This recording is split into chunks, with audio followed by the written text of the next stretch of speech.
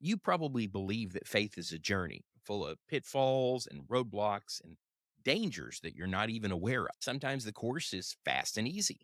Other times it feels like you're doing all that you can to put one foot in front of the other and take that next step. But what if I were to tell you that faith is really more like a climb, a steady progress toward a summit, and the adversity that you face today becomes part of the strength that you're going to rely on tomorrow in order to reach the top? We're going to look at Mark chapter 6 and see how Jesus takes rejection and disappointment and turns it into a triumph. And instead of a hurdle, a stepping stone toward a greater faith for those that are following him. And together, we'll discover that the greatest obstacle to our faith is not the challenges that we face, but rather the attitude that we face them with. Are you ready? Let's dive in. Before we go to the text, I want to ask, who do you think the biggest sources of discouragement for your faith are? We've all come to believe that our family and friends should be great sources of strength for us, but oftentimes what we find, sometimes even without meaning to, they can be our biggest detractors. It's a bit of a paradox, especially when it comes to our journey of faith. Jesus encounters exactly this in his hometown of Nazareth at the beginning of Mark chapter 6. After Jesus leaves Capernaum, it says that he went out from there and came into his hometown, and his disciples followed him. And when the Sabbath came, he began to teach in their synagogue. And many listeners were astonished, saying, "Where did this man get these things? And what is this wisdom given to him? And such miracles as these performed by his hands. Is not this the carpenter, the son of Mary, and the brother of James, and Joseph, and Judas, and Simon? And are not his sisters here with us?" And they took offense at him. I want you to think about that for a moment. That they're not denying that Jesus has great wisdom, is able to do great miracles. They know who Jesus is, but they're looking at him as someone who stepped beyond where he should. They're literally offended that Jesus, the little boy that grew up in Nazareth, is able to do these things. They're not cheering him on the way that we would expect. Instead, they're actively trying to discourage him. So rather than being celebrated, he's met with skepticism and criticism. This is something that every single Christian has experienced at some point. Their friends or their family will look at them and say, "Hey, I remember when you did this."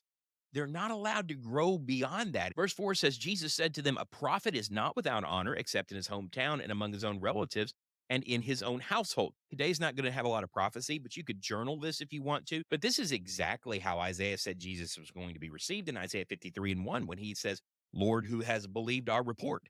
That those who knew him and those who should have been expecting him weren't going to accept the good news. And it says in verse 5, and he could do no miracle. Remember, he's still doing only what the Father allows him to do. And he could do no miracle there except he laid his hands on a few sick people and healed them. And look at what it says in verse 6. And he wondered at their unbelief, and he was going around the villages teaching. That idea of wondered is such an interesting idea because it means that he was astonished, he was amazed. There's an implication there that Jesus was hurt by this, that it literally hurt him that the people in his village didn't want what he was trying to give them, the good news that the kingdom had come. So, how is Jesus going to respond to this? Well, almost as if in response to how the people have received him, it says in verse 7, and he summoned the 12 and he began to send them out in pairs and gave them authority over the unclean spirits. And he instructed them that they should take nothing for their journey except a mere staff, no bread, no bag, no money in their belt, but to wear sandals. And he added, "Do not put on two tunics." And he said to them, I want you to think about this in light of how Nazareth reacted to Jesus, because here's the first answer: that whenever you enter a house, stay there until you leave town. And any place that does not receive you or listen to you as you go out from there, shake the dust off the soles of your feet for a testimony against them. And they went out and preached that men should repent. So, how did Jesus, taking that personal experience with Nazareth, how did he tell his disciples when they encountered a similar disappointment? How were they supposed to handle it?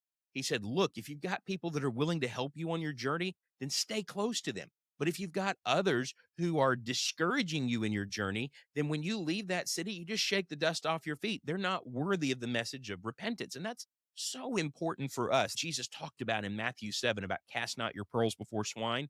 We need to learn to separate those who are going to discourage us from those who want to help us. That's the function of a local church. That's why we're commanded to come together as a body. We're there to support each other, to give each other strength, according to Hebrews 10. And that's the first step in recognizing that this is not a solo race that we're running. It's not us against the world. It is us pulling together with those who have a shared faith and a shared experience, because, like a group of mountain climbers, we're helping each other reach that summit. And Jesus wants them to see the value in drawing closer to those who want to share in the message and pulling away from those who are bent on being a source of discouragement. But this is not the only similarity between our walk and the apostles that Jesus wants us to see, because the next story in Mark chapter 6 is just as relevant to us. Before the disciples return from this journey, Mark pivots to the death of John the Baptist, and he gives us the same insight that we got in Matthew. So we're not going to cover the whole story, but it says King Herod heard of it. So he's heard that Jesus has deputized these people, that they're going around the region and they're preaching this gospel of repentance, for his name had become well known, and the people were saying, John the Baptist is risen from the dead. And that is why the miraculous powers are at work in him. But when Herod heard it, he kept saying, John, whom I beheaded, has risen. And so we know this story that Herod was married to his brother Philip's wife. Herod took John into custody because he wouldn't stop telling him that. Eventually, he was killed. There's a really disgusting scene of how that all happens, where Herod wants Herodias's daughter to come and dance for him, and that's probably some sort of sexualized dancing. And because of the wickedness of this man, a good man is killed. Now, we've all experienced things like that when it seems like the world turns against us and it gets its way. And I want you to see how Jesus responds to this. In verse 30, it says, the apostles gathered together with Jesus and they reported to him all that they had done and taught. And he said to them, come away by yourselves to a secluded place and rest for a while. So as soon as the apostles are deputized to go out, they're doing these miracles. That seems to be about the same time that John the Baptist is beheaded. All of this is getting linked back to Jesus, and Herod thinks, great, the man that I just killed came back from the dead. When they come back to him, the apostles begin to report everything they've done to Jesus. Jesus knows what's transpired, and he pulls them away by themselves to a secluded place for them to rest for a while. For there were many people coming and going, and they did not even have time to eat. Here you have Jesus taking the apostles aside. They've just lost John the Baptist, who in many ways could be the first martyr for the church. He was paving the way for Christ. He was a hero in the minds of the people. He was someone special to Jesus. The apostles certainly would have known him and known his impact. And so Jesus gathers them together. He pulls them aside. He pushes away the cares of the world for a little while and says, it just needs to be you and me for a little while. But the people aren't relenting, right? They're following him. So the next thing that Jesus does is he gets them involved in teaching again. In verse 33, it says, the people saw them coming, and many recognized them and ran there together on foot from all the cities and got there ahead of them. Then Jesus went ashore and he saw a large crowd. And look at this. This is another journal entry that you need to make. And he felt compassion for them because they were like sheep without a shepherd. That's calling back to Matthew chapter 9, right? We read that over there. And he began to teach them many things. I want you to think about this. Jesus is in the middle of grief. The apostles are just getting started on their journey. And here these people are coming. They're wanting the miracles, they're wanting the teaching, they're coming out from everywhere. You know, sometimes grief can keep us from doing the thing that we need to do. And really getting back to work is one of the great things that helps us grow. Taking a moment of solace and solitude, that's important. But it's also important that we get back to work, that we continue moving forward. And that's what you're going to see here, because what we have next is the story of the feeding of the 5,000, because they listened to Jesus all day. And it says it's grown late. The apostles are wanting him to send them away so they can go get something to eat. And he tells them, you give them something to eat. And you know this story. They don't have enough money to feed that many people. So basically, we can take 200 denarii and give them a little something. But Jesus asks them, how many loaves do you have? And they tell him, 5 loaves and 2 fish. And so he says, have the people sit down. Jesus blesses the food and he begins to break the loaves and break the fish, and they feed all the people. And by the time it's all done, they've got 12 baskets left over. In the middle of this grief, just beginning their journey, Jesus gives them a reminder that God is really sustaining them. And that's something that we can lose sight of in the middle of our climb, that we can forget that it's God that sustains us.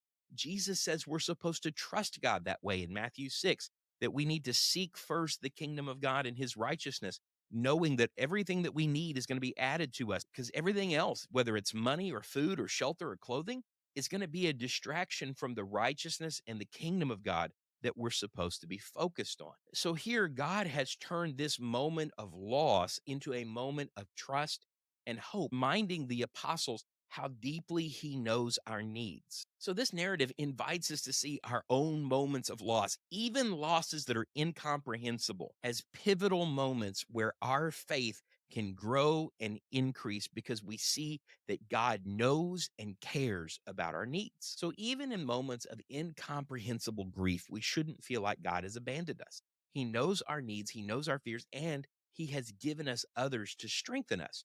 God wants us to be strong. And these moments of overwhelming grief can become the pivotal moments that deepen our faith. They can be the moments that translate grief into grace and failure, as we're going to see in a moment, into victory. Before we get into the next point, I want you to go ahead and hit that subscribe button if you're getting some benefit out of this, because we do one of these daily Bible insights on this channel Monday through Friday every single week. We have podcasts, we have long form videos. And if you don't want to miss out on this kind of insight, you need to go ahead and hit that subscribe button and that notification bell so that you don't miss anything. Verse 45 says that Jesus sends the disciples out into the boat to go ahead of him to the other side to Bethsaida. And while he himself was sending the crowd away, and after bidding them farewell, he left for the mountain to pray. I want to pause right here for just a second. There's value in taking a few moments alone when times are really difficult. That can be the thing that gives us the strength to make the next part of the climb, is having some time to talk with God about what's really on our heart, what's really weighing us down, what's really keeping us from pressing forward. But Jesus doesn't stop there. He goes to his apostles, and I want you to see this. It says in verse 47, when it was evening, the boat was in the middle of the sea, and he was alone on the land. And seeing them straining at the oars, for the wind was against them, at about the fourth watch of the night, he came to them walking on the sea. And he intended to pass by them. So he was going to just walk across the sea and just meet them the next morning, Bethsaida. I just think that that's actually really cool. He's going to pass by them. But the disciples are caught in another storm. This time it doesn't seem to be as much rain and waves, although there are some, but it's mainly wind, and they're having some difficulty getting to the other side. It says in verse 49, when they saw him walking on the sea, they supposed that it was a ghost and cried out, for they all saw him. But immediately he spoke with them and said to them, take courage, it is I. Do not be afraid. Now, this is a new kind of miracle that Jesus is doing. He's literally walking on the water. So they're out in the middle of the Sea of Galilee, which, if memory serves, it's about 150 feet deep or so, some 40 some odd meters. Definitely too deep for Jesus to be walking. Now, Mark doesn't include what Matthew includes, which is Peter walking on the water, but Mark does include this little excerpt. It says, then he got into the boat with them, and the wind stopped, and they were utterly astonished. And it says in verse 52, for they had not gained any insight from the incident of the loaves, but their heart was hardened. Now, that's an interesting statement because normally that's not what we associate hard heartedness with. Normally, we associate hard heartedness with a I don't care attitude. But what it means is that they weren't willing to see Jesus in the way that he wanted them to see. They also hadn't gained any insight from him calming the waves back in chapter 4. And that's a good reminder that sometimes, even when we should know better, our faith just isn't going to rise to the occasion. But Jesus isn't done with it. I want you to look at what happens in the very next section. It says, when they crossed over, they came to the land of Gennesaret and moored to the shore. And when they got out of the boat, immediately the people recognized him and ran about the whole country and began to carry here and there on their pallets those who were sick to the place they heard he was. And whenever he entered the villages or cities or countryside, they were laying the sick in the marketplaces and imploring him that they might touch the fringe of his cloak, and as many as touched it were being cured. You know what I love about that story? That here the apostles, I mean, their faith didn't rise to the occasion. They're dealing with their own grief concerning John the Baptist being put to death, that they're dealing with their fear. But they get to these small villages in the area of Gennesaret, and there's whole villages of people, like the woman in the last chapter that thought to herself, if I can just touch the fringe of his garment, then I can be healed. You contrast the people of Gennesaret with the people of Nazareth, and the contrast is huge. What do you think that that did for the apostles' faith? They had taken for granted their day to day walk with Jesus. And you and I can do the same. And the way that we turn failure into victory is to humble ourselves and see how much the blessing that we have of faith means to others. It will help you on your climb. I think for many of us, the hardest part of our climb is embracing the fact that it is a journey. It is life changing, but just like when they reach Gennesaret, there are mountaintop moments that make the hard places worth it. And every valley that we pass through, every difficult stretch that we overcome becomes the strength that we need or that we can use to help someone else along the way. We're covering a lot of the same material in Mark that we covered in Matthew. So I'm trying to make it a bit more inspirational and still keep with the spirit of the text. If you like these kind of videos, be sure to let me know in the comments. Tomorrow, we're going to talk about Mark chapter 7. I've also got a podcast that will be dropping tomorrow on the He Gets Us Super Bowl ad, as well as one next week on the King James Bible. Until I see you again, though, have a good day and God bless.